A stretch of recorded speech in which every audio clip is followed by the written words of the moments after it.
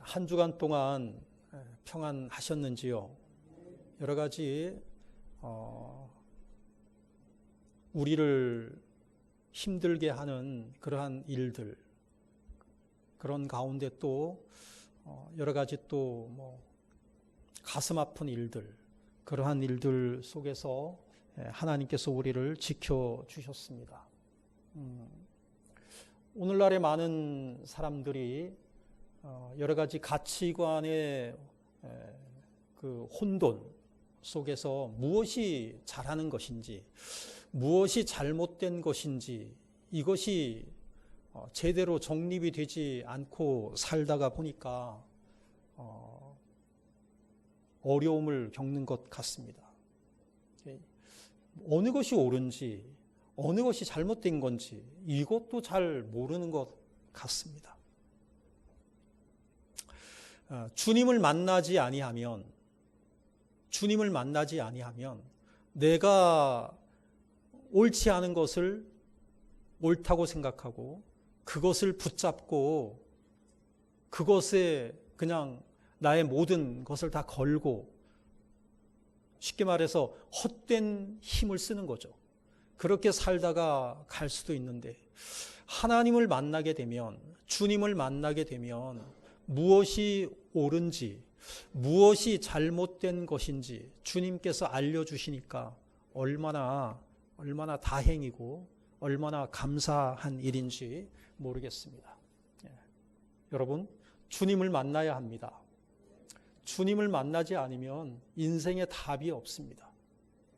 오늘 말씀의 제목은 고치시는 예수님입니다. 잘못된 것을 고치시는 예수님, 회복시켜 주시는 예수님. 예수님께서 이 땅에 오셔서 사역하신, 예수님의 지상 사역이라고 하죠.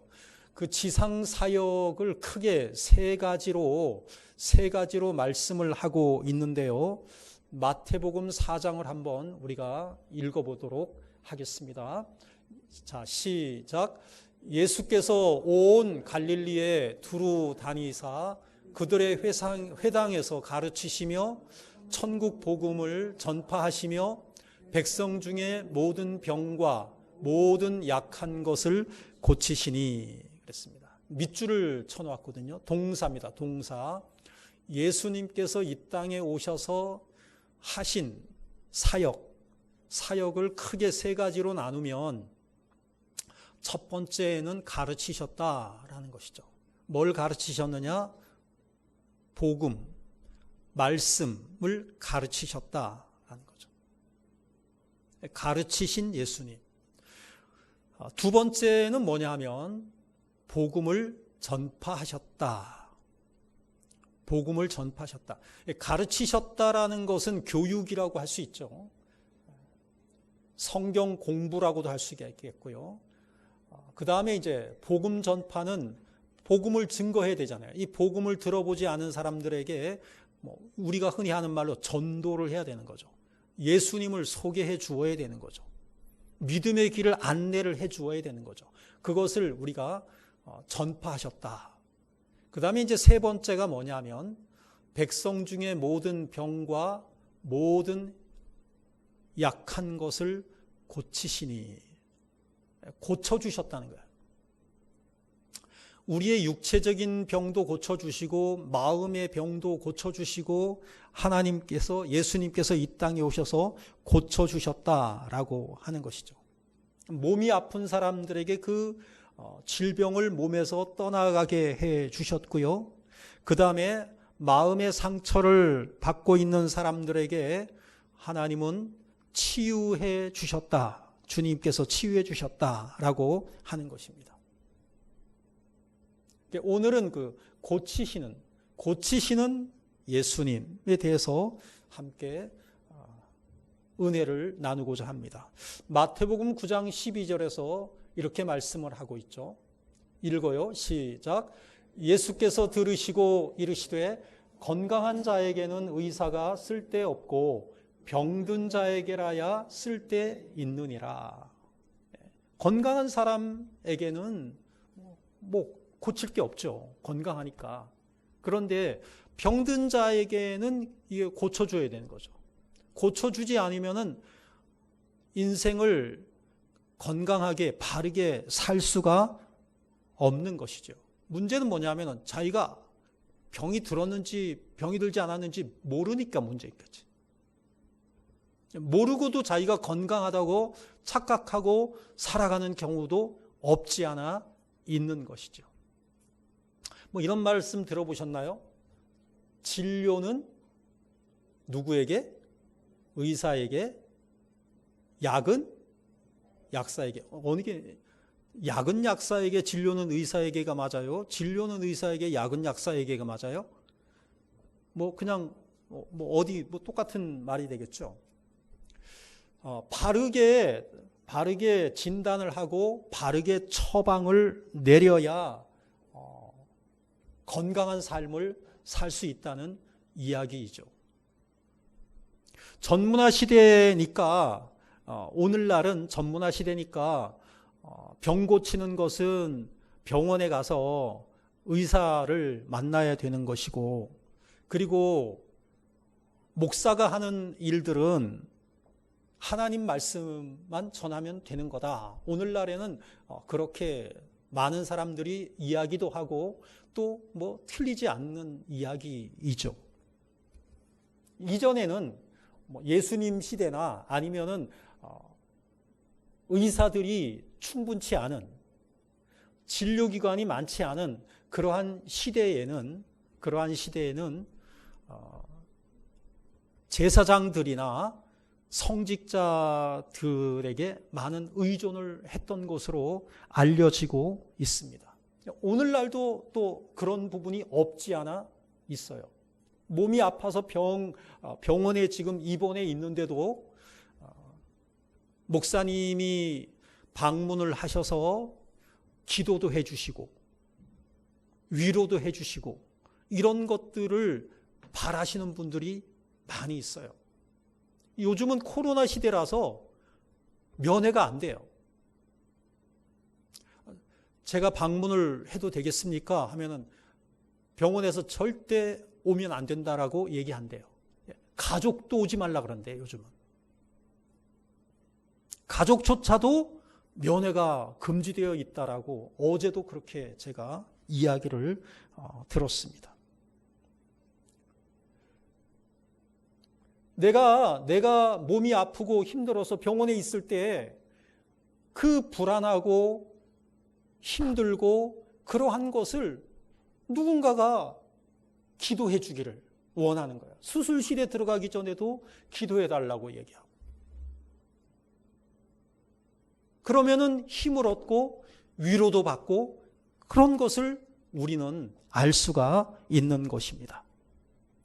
고치시는 예수님이 이 땅에 오셔서 사실 어떻게 보면 복음이 중요하니까 복음을 가르치시고 복음 전파하시는 것이면 충분하지 않을까라고 생각을 하는데, 성경 복음서를 보게 되면은 얼마나 많은 사람들을 만나시고 그들의 질병을 고쳐주셨는지 몰라요. 다시 말해서 눈앞에 내가 지금 당장 아파. 지금 당장 아픈 사람에게는 뭐가 필요하냐? 그때는 그 아픔에서 해방되는 것, 회복되는 것, 고침받는 것이 그 무엇보다도 우선이다라고 하는 것입니다. 그런데 오늘날 어떠냐? 오늘날 많은 사람들이 이 회복이 필요한 거예요. 많은 사람들이 병들어 있어요. 육체적으로 병든 경우도 있지만 마음적으로 병든 경우가 얼마나 많은지 몰라요.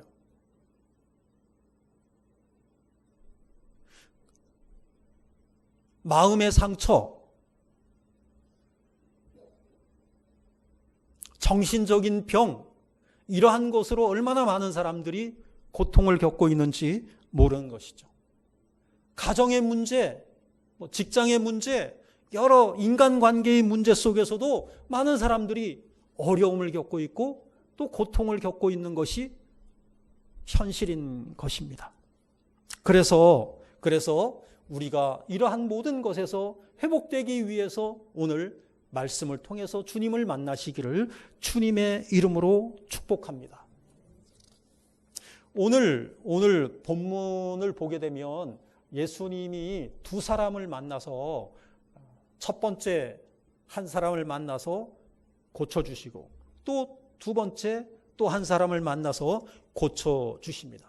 두 사람이 고침을 받고 회복되는 것을 우리는 본문을 통해서 만나게 되는데요. 한 사람은 뭐냐면 이방인이었어요. 예수님이 두로 지방에 가셨잖아요. 두로 지방에서 만난 마태복음에서는 가나안 여인이라고 되어 있고요. 오늘 본문 마가복음에서는 뭐냐면은 헬라인이면서 수로보니게 여인이다 이렇게 말하고 있어요. 그러니까 어쨌든 이방인이다 이렇게 보시면 되고요. 그 사람이 어떻게 됐느냐? 딸이 귀신 들린 거죠. 그 귀신 들린 것을 주님께서 회복시켜 주셨고요. 그 다음에 예수님이 다시 돌아오셔서 가나안 지방으로 돌아오셔서 육체적인 장애인, 아까는 귀신 들린 거니까 정신지체, 정신장애인이잖아요. 이번에는 질병을 가지고 있는 어떤 이 병이냐 하면은 육체적인 장애인인데 어떤 장애인이에요? 귀가 먹었어요. 귀가 먹었고 말을 못하는, 귀 먹고 그 다음에 말을 더듬는 그러한 장애인을 주님께서 회복시켜 주셨다라는 것을 우리가 본문을 통해서 만나게 됩니다. 이 말씀을 통해서 하나님께서 우리 자신을 만져주셔서 우리의 약한 것, 우리의 어딘가 병들어 있는 부분, 그러한 것들을 회복시켜 주시는 그러한 은혜가 있으시기를 주님의 이름으로 축복합니다. 첫 번째 한번 우리가 보죠. 큰 대지입니다. 큰 1번. 한번 읽어보세요. 시작. 우리의 간절한 기도를 주님께서 외면하시지 아니하시고 들어주신다라고 하는 것이죠. 첫 번째 오늘 두로 지방에서 만난 그 귀신 들린 딸을 예수님께서 치료해 주시는데 이 마가복음의 오늘 본문에 나오는 이 말씀이 마태복음 15장에는 조금 더 자세하게 나와 있어요. 여기에서 보면 왜 예수님이 그 두로 지방을 가셨을까? 이것을 우리가 한번 생각해 보는 거죠. 왜 거기를 가셨을까? 예수님도 복음을 증거하시다가 좀 지치신 것 아닌가? 예수님도 마음에 상처가 있지 않으셨을까? 인간적으로 볼 때 그렇게 한번 생각을 해볼 수가 있습니다. 왜냐하면 복음을 증거하는데 꼭 누가 달라붙느냐 하면은 바리새인들, 유대인들이 막 그냥 쫓아와가지고 막 따지는 거예요. 왜 당신들의 제자들은 금식을 하지 않고 말이야. 당신들의 제자들은 왜 율법을 지키지 아니하고 왜 안식일에 왜 사람들을 고치고 뭐 이런 저런 거 가지고 그냥 예수님을 공격을 하는 거예요. 그럴 때마다 예수님은 지혜로운 대답으로 그들의 말을 막으셨죠. 그런데 예수님이 갑자기 두로 지방으로 가신 거예요. 가셨는데 거기 본문을 보게 되면 이렇게 나와 있어요. 24절에 보면 거기를 떠나 두로 지방으로 가서 한 집에 들어가 아무도 모르게 하시려 하나. 아무도 모르게 하려고. 그러니까 좀 쉬고 싶으셨던 것 같다. 좀 벗어나서 지친 몸을 좀 이렇게 좀 쉬시고 싶으셨는 것 같아요. 근데 숨길 수가 없었던 거예요. 소문이 거기까지도 났고 그 이방 지역의 사람들도 또 예수님에게 몰려오기 시작을 한 것입니다.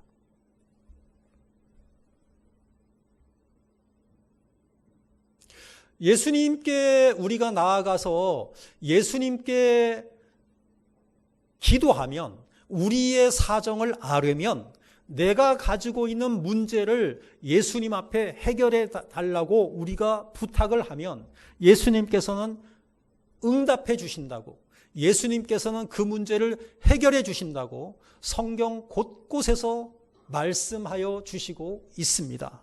요한복음 15장 7절을 함께 읽어보겠습니다. 시작. 너희가 내 안에 거하고 내 말이 너희 안에 거하면 무엇이든지 원하는 대로 구하라. 그리하면 이루리라. 네가 나를 믿어? 내가 하나님의 아들인 거 믿어? 내가 구세주이고 내가 메시아인 것을 네가 믿어? 그러면은 나한테 문제 가지고 와. 무엇이든지 원하는 대로 구해. 그리하면 내가 응답해 줄 거야. 라고 예수님께서 말씀하여 주시고 있어요. 아주 유명한 말씀이죠. 마태복음 7장 7절에서부터 11절까지 말씀인데요. 같이 한번 읽겠습니다. 시작. 구하라 그리하면 너희에게 주실 것이요, 찾으라 그리하면 찾아낼 것이요, 문을 두드리라 그리하면 너희에게 열릴 것이니 구하는 이마다 받을 것이요 찾는 이는 찾아낼 것이요 두드리는 이에게는 열릴 것이니라. 너희 중에 누가 아들이 떡을 달라 하는데 돌을 주며 생선을 달라 하는데 뱀을 줄 사람이 있겠느냐? 너희가 악한 자라도 좋은 것으로 자식에게 줄 알거든 하물며 하늘에 계신 너희 아버지께서 구하는 자에게 좋은 것으로 주시지 않겠느냐. 구하라 그래요. 근데 별로 요즘 보니까 구하고 싶은 게 없는 것 같아. 예배의 자리에 성도들이 줄어들고 있습니다. 기도회에 성도들이 나오지 않고, 지금 저희 교회뿐만이 아니라 이것이 전국적인 현상입니다. 어떤 목사님이 그런 비관적인 이야기를 하는데, 그것이 뭐냐? 코로나19가 끝나게 되면, 코로나19로 인해서 이것이 당분간 계속되겠지만 이것이 끝나게 되면 그때까지 코로나 기간 동안에 성도들이 반으로 줄어들 거다. 교회의 숫자가 반으로 줄어들 거다라는 그러한 비관적인 전망을 했어요. 유튜브에 나와 있는 것을 제가 들었는데 정말 그렇게 될 수 있을 것 같아요. 지난 주일 예배를 끝내고 교회에서 남은 잔물을 좀 이렇게 처리하다가 떠나려고 하는데 그 앞에 있는 목사님이 우리 그 주차장에 계시더라고요. 그래서 잠깐 동안 이야기를 나누었는데 그 목사님 교단에 소속된 목사님 두 분이 찾아오셨더래요. 근데 그분도 이 원당 지구에서 목회를 하시는 분들이라는 거예요. 두 분이. 근데 상가 교회라는 거예요. 근데 그 두 분이 오셔서 목사님 아무래도 교회 문 닫아야 될 것 같습니다. 깜짝 놀라서 왜 그러냐 그랬더니 월세는 내야 되는데 월세 나가지 못하고 보증금 다 까먹고 더 버틸 수가 없습니다. 그게 이제 현실인 거죠. 전 세계에 선교사님들이 나가 있는데 그 선교사님들이 다 귀국을 한 거예요. 왜 귀국을 했냐 하니까 교회가 어려우니까 제일 먼저 교회가 어려우면 뭐부터 하냐? 선교비부터 잘라버리는 거예요.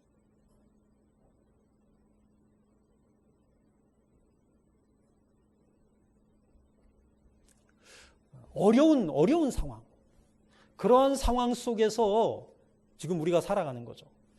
코로나라고 하는 이러한 사태 때문에 우리에게 주어진 문제들은 더 많아요. 더 많으니까 더 많다는 얘기는 뭐냐? 더 우리가 기도해야 되는데 우리는 힘들다라는 이유로 인해서 제일 먼저 우리가 정리하는 게 뭐부터 정리하느냐? 기도하지 않는 거. 교회 가지 않는 거. 왜? 교회 안 가는 게 더 안전할 것 같아. 여러분, 교회 안 가면 안전한가요? 다른 데 나가.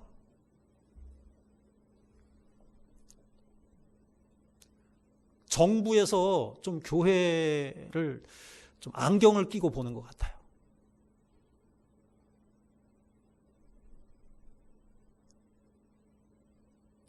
코로나 확산되는 게 교회 탓이 아니거든요. 통계로 보면은요, 교회에서 확진자 나온 것은 통계상으로 보면은 평균도 안 돼. 그런데 성도들이 교회는 위험하다 이런 생각을 갖고 있는 것 같아.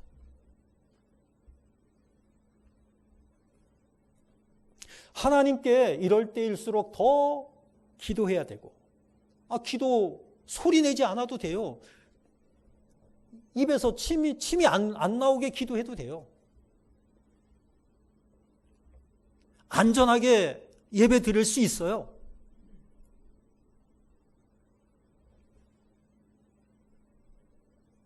근데 마치 문제가 없는 것처럼 우리는 행동하는 거예요. 나중에 코로나 끝나고 나면 열심히 신앙생활 하면 되지. 그렇게 됩니까? 그렇게 되지 않는 거예요.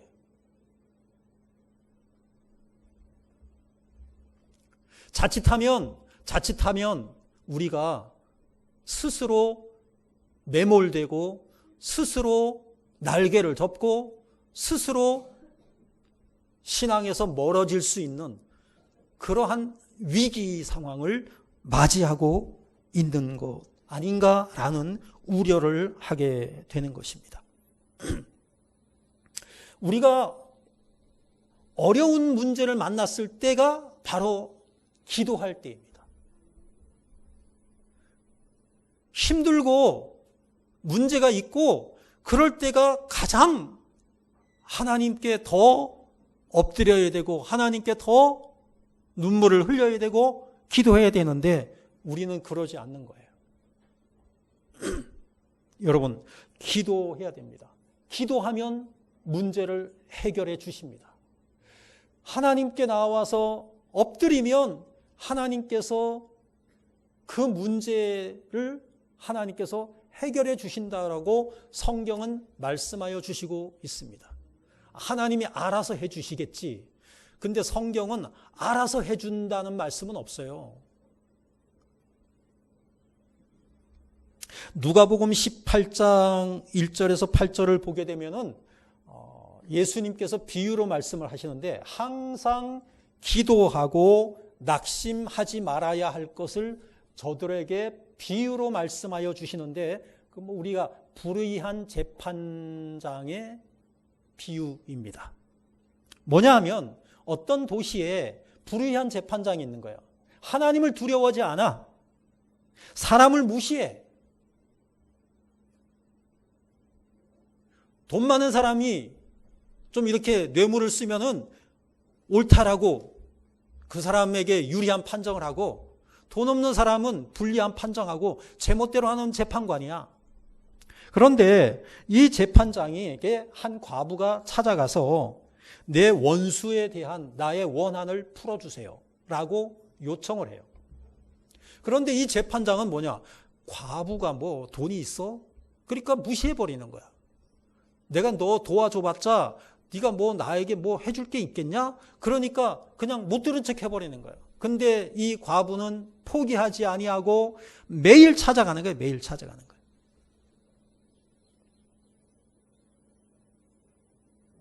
매일 찾아가는 거예요. 그러니까 나중에 이 재판장이 무슨 생각을 하느냐, 이런 생각을 하는 거예요. 내가 하나님을 두려워하지 아니하고 사람도 내가 무서워하지 않는데 이 과부는 나를 너무 귀찮게 하는구나. 내가 이 과부의 원한을 풀어주지 않으면 이 과부는 매일 와서 나를 괴롭히겠구나. 귀찮아서라도 내가 이 문제를 해결해 주어야지. 이랬다는 거예요. 예수님께서 이 말씀을 하셨단 말이에요. 근데 하시면서 예수님이 왜 이 비유를 하셨느냐? 하신 이유가 누가복음 18장의 7절, 8절에 나와요. 그 비유를 하시면서 하시는 말씀이에요. 읽어요. 시작. 하물며 하나님께서 그 밤낮 부르짖는 택하신 자들의 원한을 풀어주지 아니하시겠느냐? 그들에게 오래 참으시겠느냐? 내가 너희에게 이르노니 속히 그 원한을 풀어주시리라. 그러나 인자가 올 때에 세상에서 믿음을 보겠느냐 하시니라. 저는 이 말씀을 생각하면서 이 부분이 가슴이 아픈 거예요. 그러나 인자가 올 때에 세상에서 믿음을 보겠냐?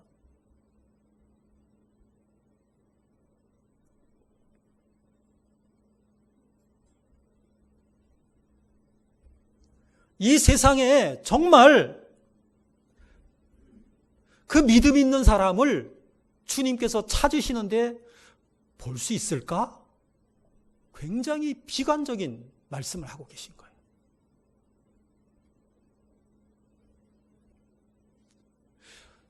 주님께서 믿음 있는 사람을 찾고 계신데 그 믿음 있는 사람이 접니다 라고 주님 앞에 여러분들이 당당하게 설 수 있겠냐?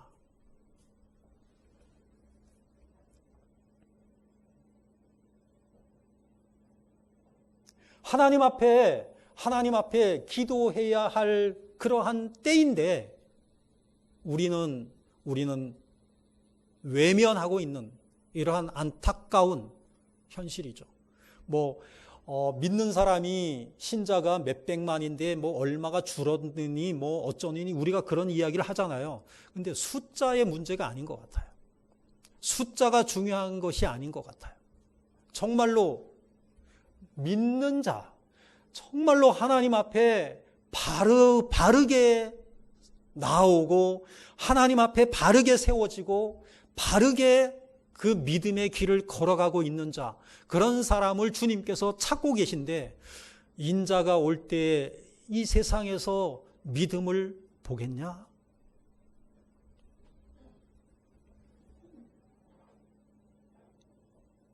오늘 본문에 나오는 이 이방 여인, 헬라인이면서 수로보니게 여인, 이 여인은 예수님께 감히 나올 수도 없는, 쉽게 말하면 이방 여인이었어요. 이방 여인.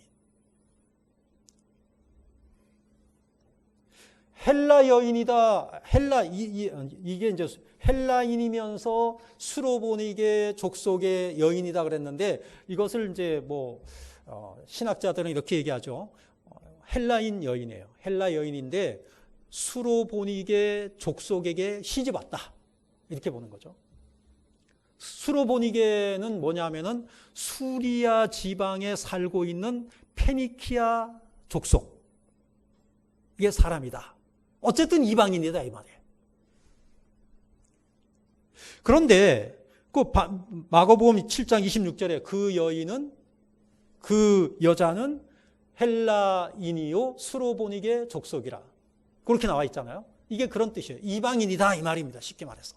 그런데 자기 딸에게서 귀신 쫓아내 주시기를 간구하거늘. 예수님에게 나온 거예요. 이방 여인이 나와가지고 엎드려가지고 우리 딸 귀신 들렸는데요, 쫓아내 주세요. 간절하게 예수님 앞에 엎드렸어요.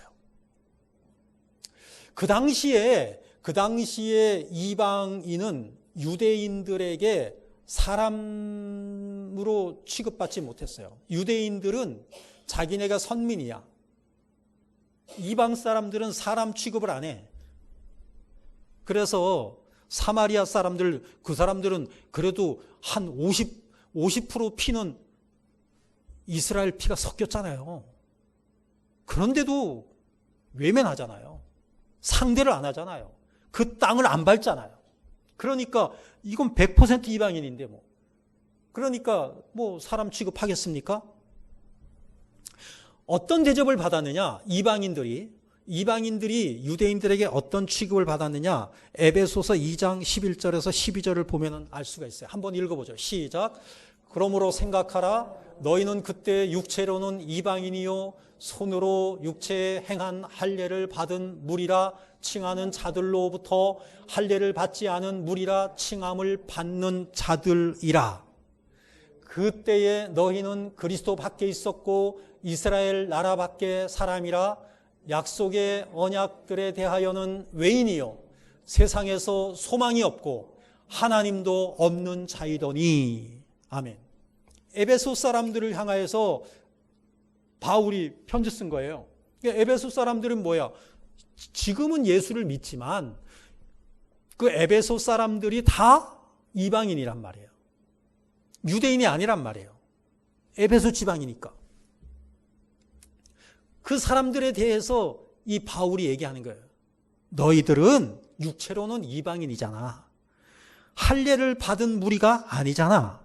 그러니까 할례를 받은 무리들은 유대인이죠. 할례를 받은 이 사람들이 손가락질하면서 할례를 받지 않은 무리라 너희들은 그런 대우 받았잖아.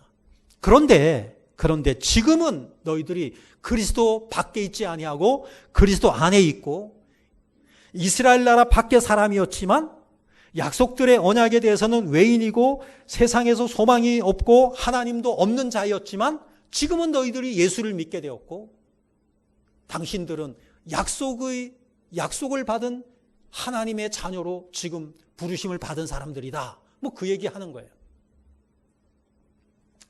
이방인이라고 하는 것은 뭐냐면은 그 말 자체가 이방인이라는 그 유대인들이 이방인 하는데 그 이방이라는 말 자체가 경멸하고 무시하는 단어예요.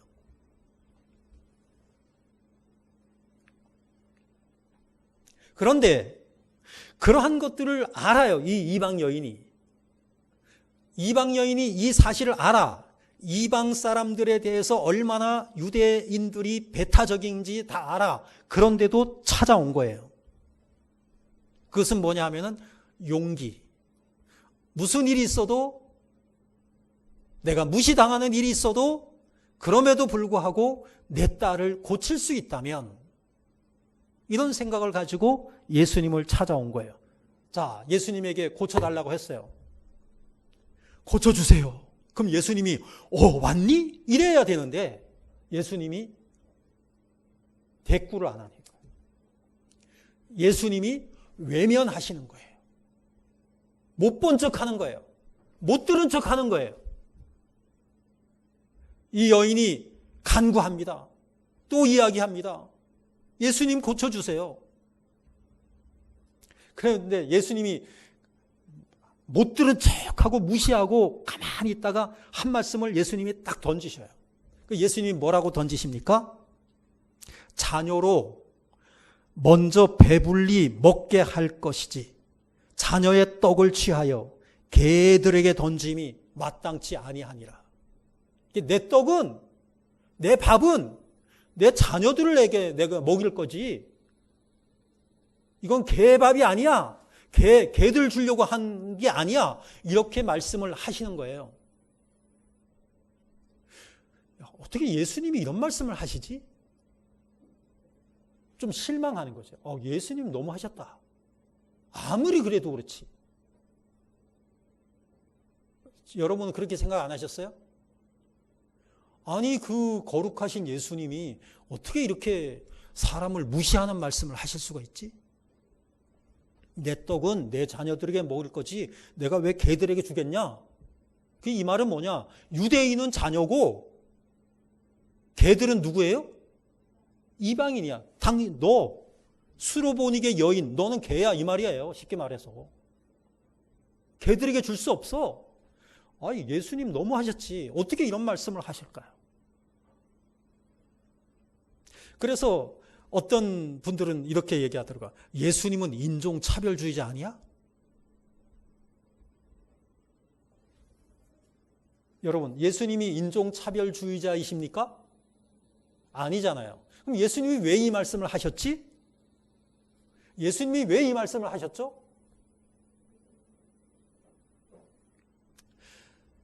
이 여인의 믿음을 드러내시기 위해서, 이 여인이 얼마만한 믿음의 소유자인가라는 것을 모든 사람들에게 알려주고 싶어서, 이런 소리를 듣고도 믿음이 좀 약한 사람은 시험 들지 않겠습니까? 믿음이 좀 부족한 사람은 예수님하고 대판 싸우지 않겠습니까? 손가락질 하면서 삿대질 하면서 싸우고 가지 않을까요? 내가 당신 같은 사람을 찾아온 것이 내가 바보지 하면서 그냥 침 탁 뱉고 그냥 가버리지 않겠습니까? 그런데 이 여인은 물러서지 않았습니다. 실망하지 않았습니다. 주여 올소이다마는 상 아래 개들도 아이들이 먹던 부스러기를 먹나이다. 부스러기라도 주세요. 먹다가 흘린 거라도 주세요. 부스러기 은혜다 이런 말도 해요. 애원하는 거예요. 내 딸을 살릴 수만 있다면, 당신은 내 딸을 살리실 수 있는 분이신데, 근데 예수님께서 네가 이 말을 했으니 가라. 이 말을 했으니까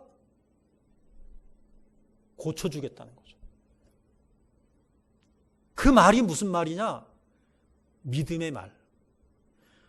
어떤 상황에서도 실망하지 아니하고, 낙담하지 아니하고, 절망하지 아니하고, 주님의 은혜를 사모하는 마음, 그러한 마음을 가지고 예수님에게 나와왔어요.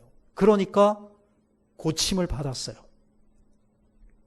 우리가 가져야 할 신앙 자세가 이것이 아닌가 싶습니다. 우리의 기도를 하나님 앞에 해도 주님이 듣지 않으시는 것 같아. 내가 하나님 앞에 간절하게 기도해도 주님께서는 못 들으신 것처럼 외면하시는 것 같아.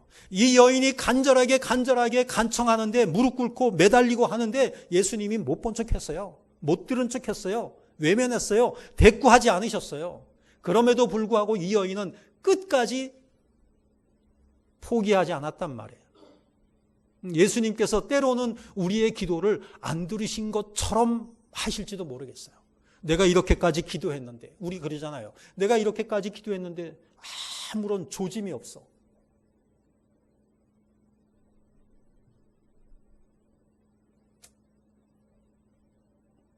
그런데 하나님께서 응답하실 때가 있잖아요.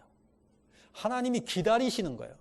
우리의 믿음을 보시고 싶어 하시고, 확인하고 싶어 하시고, 그리고 또 응답은 항상 때가 있으니까 그때까지 우리는 뭐 해야 되느냐? 실망하지 아니하고, 낙담하지 아니하고 하나님 앞에 기도해야 되는데, 우리는 너무나도 쉽게 절망하고, 너무나도 쉽게 포기해버리고 중단해버리는 것은 아닌가, 그렇게 생각을 해봅니다. 하나님께 나아가는 자는 반드시 그가 계신 것과, 또한 그가 자기를 찾는 자들에게 상 주시는 이심을 믿어야 할지니라.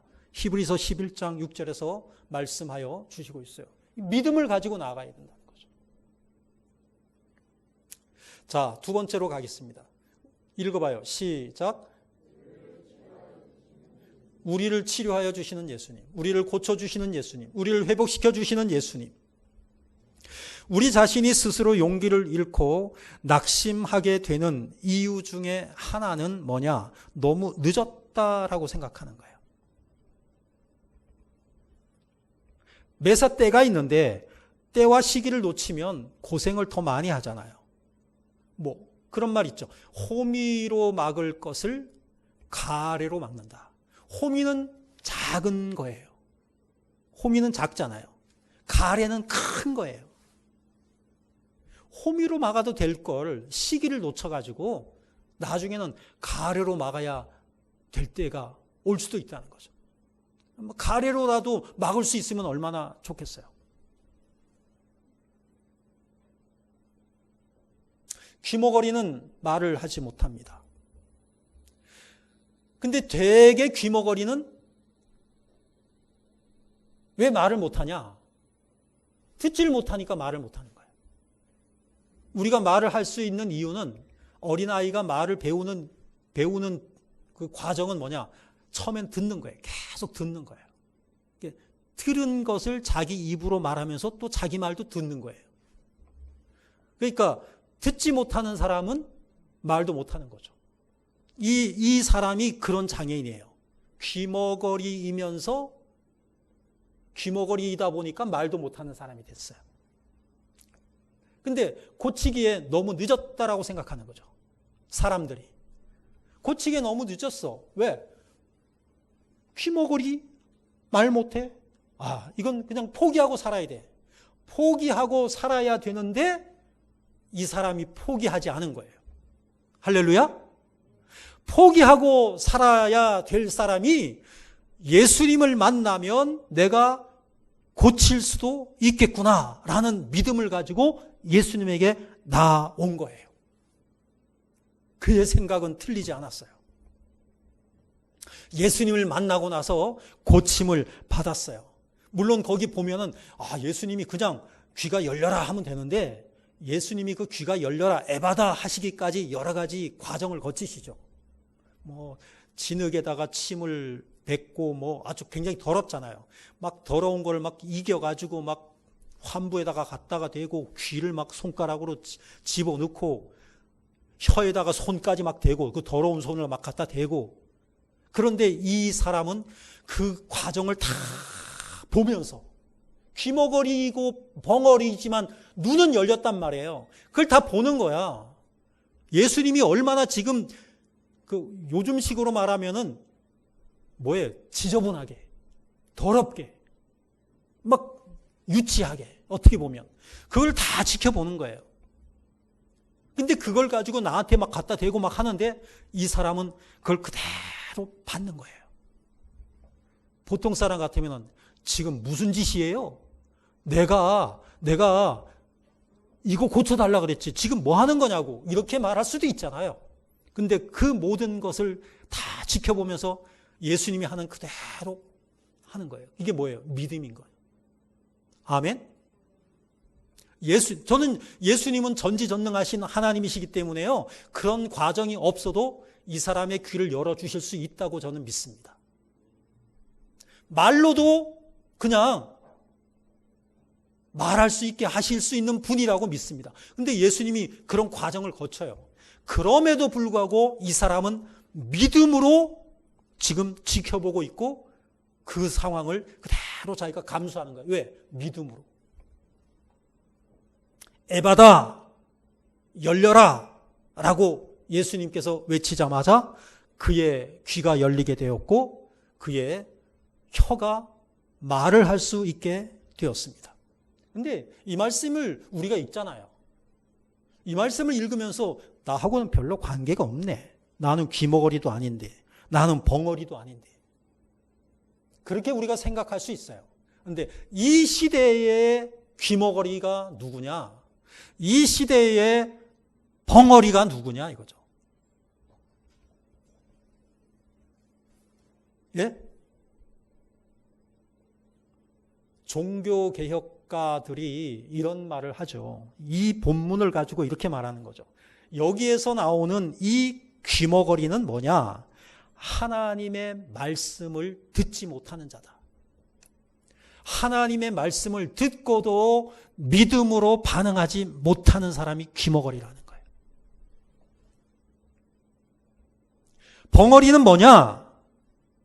하나님의 말씀을 들었어요. 복음을 들었어요. 그래서 믿는 자가 되었어요. 그런데 어디 가서 자기의 입을 열어 복음을 말하지 못하는 자가 벙어리라는 거예요. 영적인 귀머거리, 영적인 벙어리라는 거예요.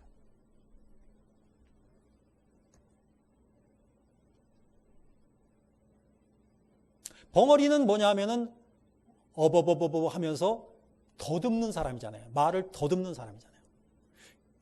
내가 믿는 사람이야. 믿는 사람이 믿지 아니하는 사람을 만났어. 이야기를 나눠. 그런데 얘기 잘 나누지. 세상 이야기 얼마나 신나서 왔다 갔다 합니까? 그런데 그 한 사람은 신자고 한 사람은 불신자야. 만나서 막 이야기를 나눠. 별의별 이야기 다 하지. 그런데 믿지 않는 사람이 얘기하는 거예요. 너 근데 이 교회 다니잖아. 난 신앙에 관심이 있는데 좀 뭔가 이렇게 관심을 가지고 화제를 이 신앙 쪽으로 그 불신자가 딱 돌리게 되면은 그 순간 이 신자의 입이 갑자기 그렇게 신나게 말을 잘하던 사람이 입이 딱 다물어지는 거예요. 왜? 복음을 자기가 정리해가지고 이 사람한테 얘기할 수 있는 뭔가 없는 거예요. 세상 이야기는 하지 말라고 해도 막 하는데 복음에 대한 이야기는 기회를 줘도 못하는 거예요. 이 사람이 뭐냐? 벙어리라는 거예요. 영적인 벙어리라는 거예요.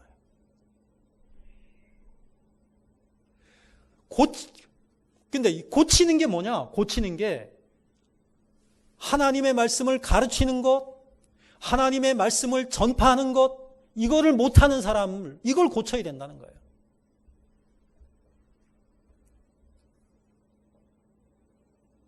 여러분, 우리가 이와 같은 귀머거리가 되지 아니하고 벙어리가 되지 아니하고 정말로 하나님께서 기회를 주셨을 때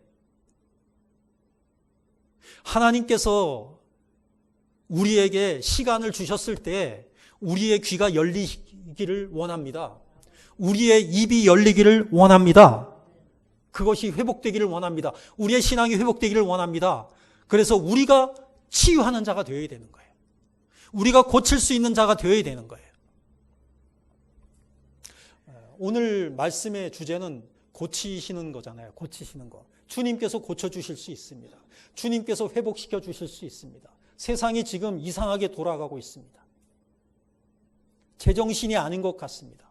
뭐가 옳은지 뭐가 잘못된 건지 정말로 우리가 믿고 바라보던 사람들이 잘못된 그러한 그 길을 선택을 하게 되고 그런 것을 가게 되는 것으로 우리가 너무너무 깜짝깜짝 놀라잖아요.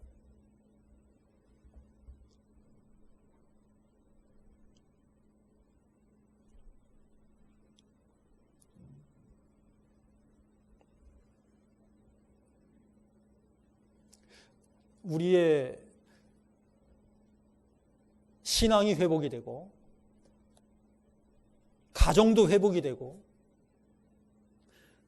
모든 우리가 속한 공동체가 회복이 되고 그리하여서 하나님 앞에 우리가 정말로 바른 길을 걸어갈 수 있기를 소망해 봅니다.